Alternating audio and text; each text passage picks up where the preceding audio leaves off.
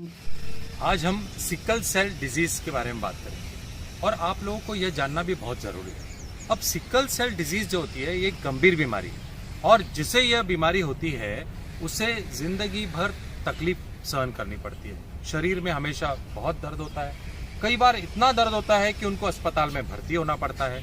और इस बीमारी में क्या होता है कि हीमोग्लोबिन की मात्रा कम होने की वजह से कई बार ब्लड देने की भी ज़रूरत पड़ती है, कई जांचों से गुजरना पड़ता है, कई महंगी महंगी दवाइयाँ लेनी पड़ती है।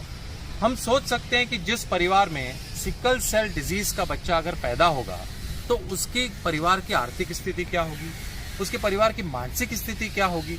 इसीलिए यह बहुत ज़रूरी है कि सिकल सेल डिजीज जो है हमारे परिवार में ऐसा बच्चा पैदा ना हो, और यह संभव है।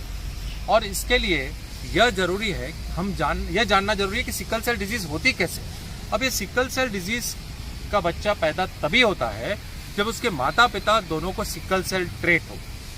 अब सिकल सेल ट्रेट कोई बीमारी नहीं है, एक नॉर्मल व्यक्ति के समान एक सिकल सेल ट्रेट होता है। लेकिन जब एक सिकल सेल ट्रेट का लड़का एक सिकल सेल ट्रेट की लड़की से शादी करेगा, विवाह करेगा, तो उनके होने वाली संतान को सिकल सेल डिजीज जैसी गंभीर बीमारी हो जाएगी, जिसके बारे में मैंने आपको बताया।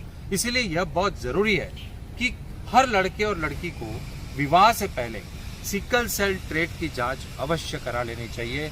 और हम कहते हैं शादी से पहले कुंडली मिलाना चाहिए। मैं ऐसा समझता हूँ, आपको कुंडली मिलाना है तो आप जरूर मिलाइए, लेकिन उससे ज़्यादा जरूरी है यह सिकल सेल ट्रेट की जांच मिलाना। तो रक्त मिलान जो है वो ज़्यादा आवश्यक है और हम यह करके हम इस देश को सिकल सेल मुक्त करना की एक दिशा में आगे कदम बढ़ाएंगे।